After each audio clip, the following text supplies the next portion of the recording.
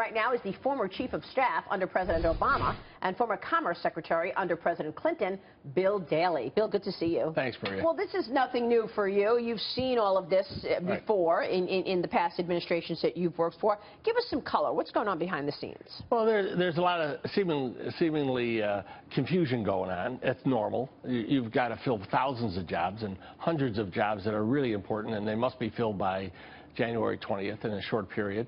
So you've got none of the selections so far are surprising, I think, to anyone. Do you think Jeff Sessions and Pompeo, I don't know, to be frank with you. Flynn, General Flynn, everyone kind of expected him to end up in a major role in national security.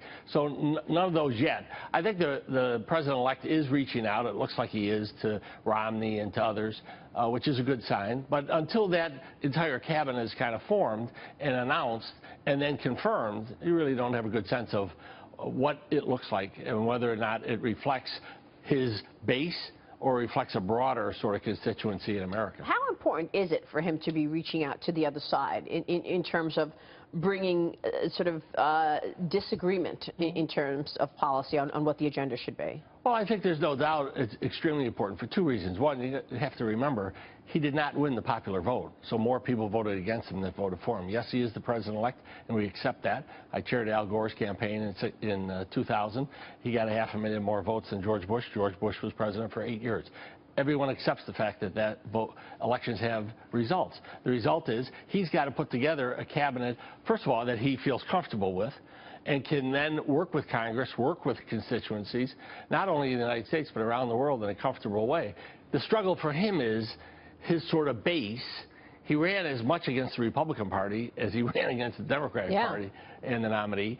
So how do you put that together, and how do you feed your voters who may have voted for you for a different reason than they voted for the Republicans, in Congress especially? So it's not an easy task for him to do. Well, you would think that having Reince Priebus, the head of the RNC, would be a positive in terms of outreach to those Republicans. No doubt about it. I think that was a very strong selection. I think Bannon was a controversial, obviously. He seems to represent the more anti-Republican establishment and sort of on the fringe, and how he melds those two will be interesting.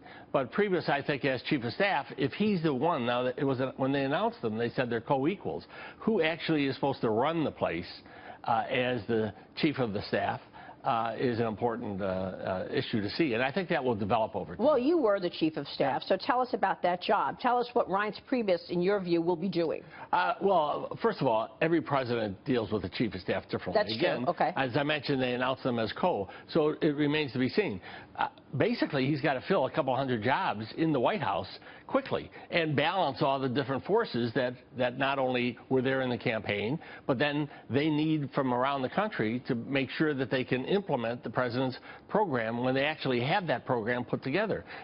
Having Mike Pence there, a good former member of the House, and with strong relationships there obviously helps.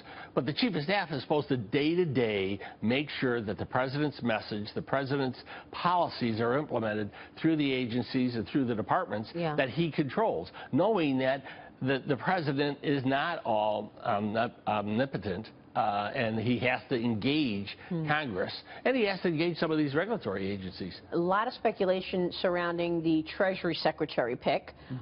We understand that the leading candidates right now are J.P. Morgan Chairman and CEO Jamie Dimon, Trump National Finance Chairman Steve Mnuchin, and I guess today Henry Kravis is also being spoken about. Maybe he spoke to him during the campaign. I know that he did speak to him during the campaign. Not sure how viable that is right now, but what's your take on Treasury Secretary and who might get it? Look, I think, obviously, I work with Jamie Dimon, and I really respect him. I think he would be a great public servant.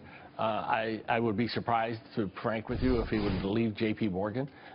He has said publicly, he said, look, I'm not interested in the job and I'm not suited for the job. But how do you say no when you're asked? Well, it's very hard to say no. You don't get asked. No president-elect will ask someone if they don't know they're going to say yes. So that doesn't happen. But you don't think it shouldn't happen? I don't think it will happen. He would be a great Treasury Secretary. I really believe that. But I wouldn't expect it. The others, this could be a tough. You've got a tax reform bill. The president-elect has said what he wants. Congress may have different ideas, and you're going to have to meld the two together. And again, with a relationship that has not been very good. And will the president-elect or president after January 20th. Will he push Congress for what he wants, or will he sort of accept and put his arms around whatever they come up with and say, that's my plan, because the Republicans control it and I'm the head of the Republican Party, and go forward? Well, to be clear, the House plan is very similar to Donald Trump's plan on taxes, but the infrastructure spending is debatable. Right. And obviously right. the trade issues as well. Another major cabinet member who would be instrumental in implementing the economic policies would be the Commerce Secretary, a role that you served. Right. There are reports that billionaire CEO and investor Wilbur Ross could be at the top of that list for that role.